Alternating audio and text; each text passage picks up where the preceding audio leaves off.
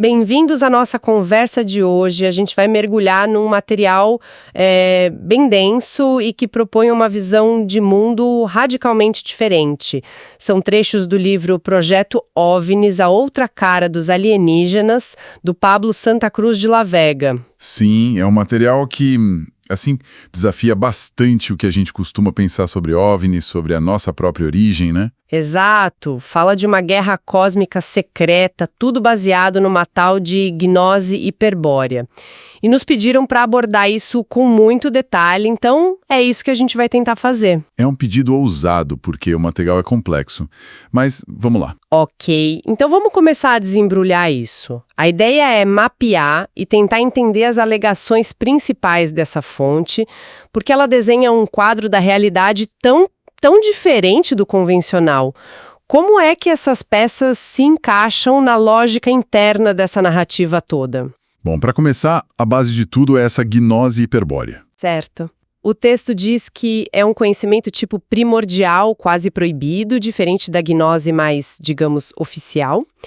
Qual seria a grande diferença? Então, aqui está o pulo do gato para entender o resto. A fonte diz que a gnose comum é muitas vezes ligada ao judaico-cristianismo, que é o quê?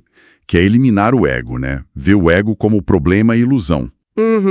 O caminho espiritual tradicional, né? Exato. Já a gnose hiperbórea faria o oposto. A meta é exaltar, é fortalecer, é libertar o ego individual. Nesse sistema, o ego não é um defeito de fábrica. Ele seria o quê, então? Seria nossa herança divina. Um legado de seres extraterrestres que está, aprisionado neste mundo material. Uau, uma inversão completa da meta espiritual que a gente conhece. E essa gnose vem de onde? Tem fontes específicas? Tem sim. O texto se baseia muito nas obras de um autor que usava pseudônimo Nimrod de Rosário. O nome real seria Luiz Felipe Moiano. Ah, então Nimrod de Rosário. Isso. Livros como O Mistério de Bilicena Vilca e Os Fundamentos da Sabedoria Hiperbórea. São as escrituras dessa gnose redescoberta. Tá, então com essa base, o ego divino que precisa ser libertado, e o livro avança para uma afirmação ainda mais radical sobre nós mesmos, né? A de que a humanidade não evoluiu aqui. Exatamente. Que a gente seria resultado de uma intervenção alienígena, planejada. Aqui a coisa fica realmente, assim, muito louca, né? Fica. A cosmogonia que ele descreve é bem elaborada. Teria existido um universo original, perfeito, dos deuses primordiais, chamado Ein Sof, ou Urano. Certo. Desse universo original, teria emanado o criador do nosso universo material, uma entidade que o livro chama de demiurgo. Demiurgo. E a fonte identifica esse demiurgo com figuras tipo Cronos, Saturno, e, aí que é crucial, como entidade que ele chama de Jeová Satanás. Espera, Jeová Satanás. Como uma coisa só. E ele seria o vilão. Precisamente. Nessa visão, o criador do mundo material não é bom. Ele é o arquiteto de uma prisão cósmica. Entendi. Uma prisão material. E nesse universo prisão teria chegado uma raça alienígena, vinda de fora. Totalmente alheia a essa criação. Seria a tal serpente do Gênesis. A serpente. Só que essa raça se dividiu duas facções, com objetivos totalmente opostos. Ah, é? E quais seriam essas facções? De um lado, os alienígenas traidores. Eles teriam, assim, feito um pacto com o Demiurgo, o criador daqui. O livro associa eles a figuras como Zeus, uma das faces dele, pelo menos, e aos Anunnaki da Suméria. Os Anunnakis, famosos nas teorias, né? Sim. Eles controlariam a realidade material a partir de uma base fora do nosso espaço-tempo, chamada Shambhala. E a outra facção? Do outro lado, os alienígenas libertadores, também chamados de hiperbóreos. Eles são contra o demiurgo e os traidores. A missão deles, libertar os espíritos divinos, os egos, que estão presos na matéria. E quem lideraria esses... Figuras como Lúcifer, aqui visto como portador da luz, não o demônio cristão, né? E associados a deuses como Votan, Apolo, Inanna, Hades, até uma outra face de Zeus. A base dele seria Agartha ou Valhalla. Interessante essa dualidade até nos deuses conhecidos. E a história dos reptilianos, o livro fala disso? Fala, mas de um jeito bem particular. A forma reptiliana não seria uma raça em si, mas uma estratégia morfológica, adotada por alguns libertadores, como a Inanna. Uma estratégia? Como assim? O sangue frio, simbolicamente, seria para resistir à paixão, ao envolvimento emocional com o mundo do demiurgo, que é associado ao sangue quente. É tipo uma profilaxia espiritual para não se contaminar. Entendi. E o que exatamente teria iniciado o conflito aqui na Terra, envolvendo a gente? O ponto de virada, segundo o texto, foi quando os alienígenas traidores, os Anunnaki ou os Gigi, decidiram mexer geneticamente com um hominídeo que já existia aqui, o Pazu. Pazu. Isso. Uma criação original do demiurgo, parte da natureza, mas sem ego individual, sem espírito divino. Os traidores pegaram esse Pazu, modificaram ele. E aí? E o crucial, eles teriam conseguido prender ou encadear espíritos divinos que vieram daquela raça alienígena original dentro desses corpos modificados. Criando, assim, a gente, a humanidade atual. Exatamente. O resultado dessa mistura é o ser humano que a fonte chama de Virya. O Virya é dual por natureza. Ele tem uma alma animal, criado pelo demiurgo, herdada do Pazu, e tem um espírito ou ego divino, que não foi criado aqui, de origem extraterrestre, que está preso. Essa dualidade seria a raiz de todo o conflito interno humano e da própria história. Caramba! Alma animal criada, espírito divino preso. Faz sentido dentro da lógica deles. E as bases? Shambhala dos traidores e Agartha dos libertadores continuam importantes? Sim, são os centros de poder, digamos assim. Shambhala, ligada ao Kalachakra do budismo tibetano, só que reinterpretado, seria o QG dos traidores, operando fora do nosso tempo linear. E Agartha? Agartha, ou Valhalla, seria o refúgio e a base de operações dos libertadores, de onde eles tentam guiar os Viryas para a liberdade. E como esses libertadores teriam interagido com a humanidade, já que a mistura genética inicial foi coisa dos traidores? Então, os libertadores, os hiperbóreos, teriam feito contato com algumas linhagens de Viryas que ainda tinham uma memória mais forte da origem divina. Ah, então não foi com todo mundo. Não. E essa conexão não seria por mistura de sangue, mas por uma aliança espiritual e estratégica. O livro chama isso de Pacto de Sangue. Povos antigos como os Cro-Magnon são citados nesse contexto. A lenda da Virgem de Agartha que orientaria esses povos entra aqui. Pacto de sangue. Isso implica que existe um pacto oposto? Sim. O texto define 2 caminhos básicos para a humanidade, que vêm desses alinhamentos cósmicos. Primeiro, o Pacto de Sangue. Que é a aliança com os libertadores. Isso. A aliança dos Viryas que estão despertando com os hiperbóreos. O foco é estratégico, viver aqui, mas mirando a libertação, o retorno à origem, a tal pureza de sangue que o texto fala. Isso soa complicado. Sim, mas a fonte diz que não é para ser entendido de forma racista, sabe? Seria mais uma forma mística de manter a conexão espiritual com os libertadores e resistir à influência do mundo material. A realeza antiga em certas culturas íberos, dórios, etruscos, tartésios, seria vista como um elo com essa orientação divina. Ok. E o outro pacto? É o pacto cultural. Esse representa a submissão ao demiurgo e aos traidores. O foco aqui é cultural, material, desenvolver civilização, explorar o mundo, criar religiões e sistemas sociais que, no fundo, mantêm o espírito preso na matéria. E como isso funcionaria? Através de castas sacerdotais, do monoteísmo, que são vistos como instrumentos desse pacto. Eles oferecem uma falsa conexão com o divino que, na verdade, serve aos interesses do demiurgo. O livro dá exemplos históricos mais concretos? Dá, sim. Um exemplo bem forte é o reino de Tartessos, lá na Península Ibérica Antiga. Tartessos. Seria um centro importante do Pacto de Sangue.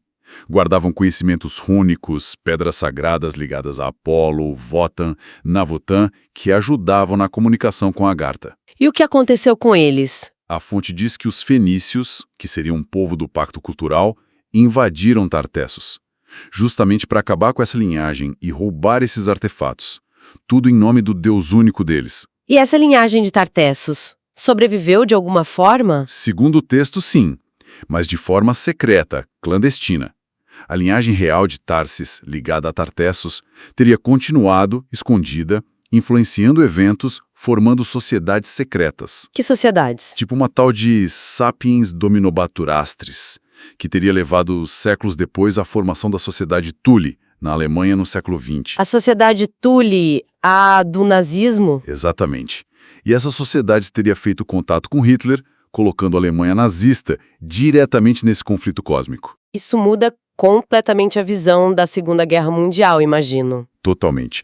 O livro não vê a guerra como um conflito só entre nações. É um capítulo-chave da guerra essencial. Guerra essencial. Entre os libertadores agindo através do eixo, especificamente da ala esotérica do nazismo ligada a Thule, e os traidores agindo através dos aliados e da sinarquia. Sinarquia. O que seria isso? Um suposto governo mundial oculto que serviria aos traidores.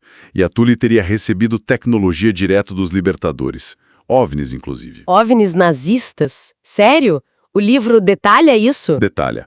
Menciona séries como Hal Nebo, Vril, discos voadores que estariam operando, fala até de uma nave-mãe, a Andrômeda Girat. E para que essa tecnologia toda? Teria permitido aos nazistas não só lutar de forma diferente, mas também fazer uma evacuação gigante para uma base secreta na Antártida, antes do fim da guerra. Uma base na Antártida. A tal da Nova Suábia.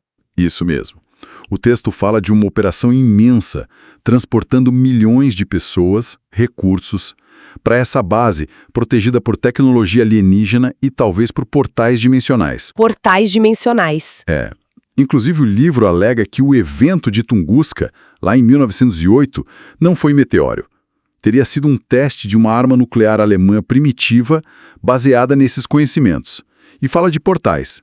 Um no Cáucaso, no Monte Elbrus, que foi alvo da Operação Edelweiss, e o principal na Antártida. E tentaram achar ou atacar essa base depois da guerra? O livro descreve 2 operações militares aliadas para isso. A primeira foi a Operação High Jump, entre 46 e 47, liderada pelo almirante Byrd, dos Estados Unidos. High Jump. Já ouvi falar. A fonte diz que a frota dele deu de cara com discos voadores hostis, os Fluggerrods, que causaram baixas e forçaram retirada. Cita aquelas declarações famosas do Byrd sobre ter que se preparar para aeronaves inimigas que voavam de polo a polo em altíssima velocidade. E a outra operação? Foi o Projeto Argus, em 1958. Seria uma tentativa de destruir a base com mísseis nucleares lançados dos Estados Unidos. Mas, segundo o texto, os mísseis explodiram misteriosamente lá na alta atmosfera, sem chegar no alvo. Uma defesa impenetrável. E avistamentos mais recentes na área, o livro comenta? Comenta. Junta relatos de expedição chilena, observações na Bolívia, para sustentar que a atividade OVNI continua forte na Antártida. E lança a ideia de que esses OVNIs poderiam estar desincronizados do nosso tempo, o que explicaria como aparecem e somem do nada. Mudando um pouquinho de foco. Como os alienígenas traidores, os vilões da história, agiriam hoje em dia segundo essa visão? Bom, eles seriam os responsáveis pela maioria dos fenômenos OVNI que a gente ouve falar. Abduções, contatos. O texto fala até de contato de 4º grau, que seria possessão. Possessão? Cita filmes como Contatos de 4º Grau, Fogo no Céu, Sinais, como se fossem representações disso, talvez distorcidas. E diz que um estado de consciência específico, a hipnagose, aquele entre estar acordado e dormindo, seria a porta para essas interações. E quem são esses aliens que fazem contato? Os Greys, aqueles clássicos? A fonte cataloga alguns tipos, associando quase todos aos traidores. Tem os Greys, ou reticulianos, que o texto chama de Shading. Shading. Isso. Não seria uma raça em si, mas tipo biorobôs fabricados lá em Xanxambala. Para vigiar, controlar, fazer abduções, os chupacabras seriam uma versão disso. E olha que curioso, são ligados à entidade LAN que o Aleister Crowley contatou. Crowley, sempre no meio dessas histórias. Que outros tipos? Tem os humanoides, ou pleidianos, que o texto chama de Hiwa Anakin. Seriam super-hominídeos, talvez gigantes, descendentes diretos dos traidores. Atuariam como guardiões do umbral, impedindo o acesso a certos conhecimentos. E esses são ligados a quê? A galera da New Age, tipo Sixto Paz, Billy Mayer. Dizem que às vezes tem aparência meio israelita, e tem os mais poderosos. E seriam? Os Serafim Nefilim, ou Anunnaki. Seriam o alto escalão dos traidores. Entidades poderosas, capazes até de possessão direta. O Pazuzu, do filme O Exorcista, seria um exemplo. Agências. Pela Exopolitik. A fonte diz que existem agências secretas tipo os Homens de Preto, o MIB, e institutos de controle mental como o Tavistock. A função deles seria gerenciar essa presença alienígena e garantir que a humanidade continue controlada pela sinarquia. Aquele governo oculto que serve aos traidores e ao demiurgo. Exato. O caso do Rudolf Hess, que voou para a Escócia na guerra, é visto não como uma loucura, mas como uma missão esotérica dentro dessa guerra oculta. Entendi. Mas tudo isso, toda essa gnose hiperbórea, como ela foi redescoberta nos tempos modernos? A história central aí gira em torno de uma mulher argentina, Rosália Taglialavori. O livro conta que ela teve contatos, foi abduzida, e aí vem a parte mais extraordinária. O filho dela, Felipe, teria sido gerado por partenogênese. O quê? Sem pai biológico, induzida pelos alienígenas libertadores. Então o Felipe seria meio humano, meio deles. E esse Felipe é o Nimrod de Rosário, o autor dos livros? Bingo! Felipe Moiano ou Nimrod de Rosário. Ele teria recebido uma missão. Viajar escondido para a Antártida, receber o conhecimento direto dos libertadores em Agartha e compilar essa gnose hiperbórea para o mundo atual. Daí saíram O Mistério de Belicena Vilca e os outros livros. E ele fez isso sozinho? Não. Ele teria sido protegido e ajudado por uma ordem secreta.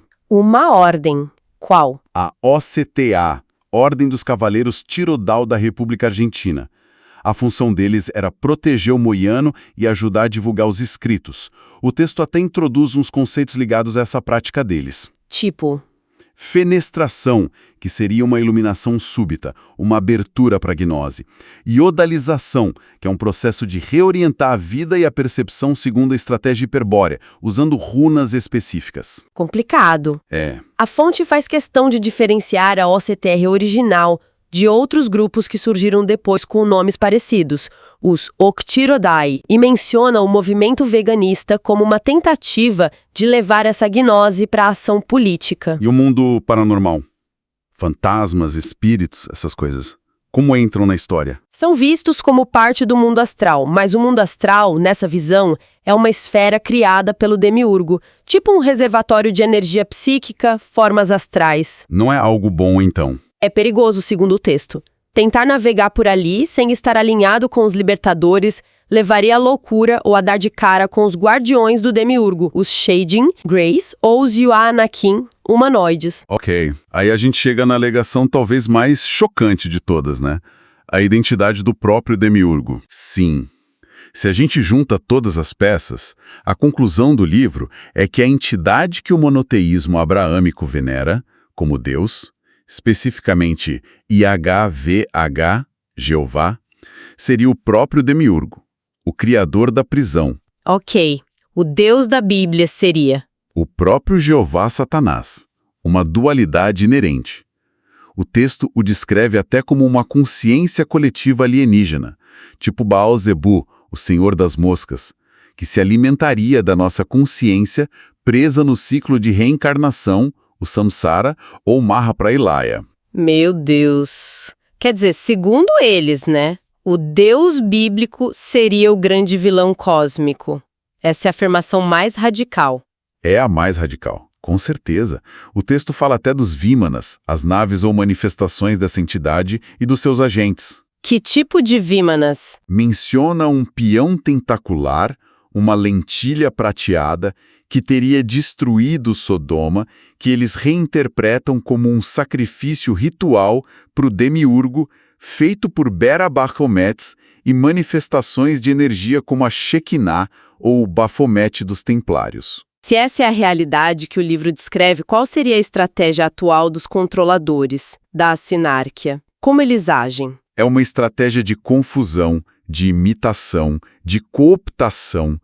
A sinárquia criaria ou promoveria falsos movimentos espirituais para desviar quem está buscando algo mais. Falsos movimentos? Tipo o quê? Neopaganismos distorcidos, neonazismos que pervertem aquele impulso original da Thule, seitas New Age, tudo para neutralizar qualquer despertar que ameace o pacto cultural. E a cultura popular? Entra forte nisso. A contracultura dos anos 60, hippies, música pop, até programas como o MK Ultra, tudo visto como ferramenta para pacificar, para desorientar a juventude, que seriam os potenciais vírias rebeldes. E qual o objetivo final disso tudo? O tal fim da história? Pela visão do livro, a sinárquia ainda não ganhou totalmente. A guerra continua, nos planos sutis e na manipulação dos eventos mundiais. O objetivo final seria consolidar o controle total sobre a consciência humana. Como? Talvez com um cataclisma final, um holocausto, que eliminaria a resistência e selar o domínio do demiurgo. O livro é, no fundo, um chamado para os vírias acordarem para essa guerra e lutarem pela liberdade.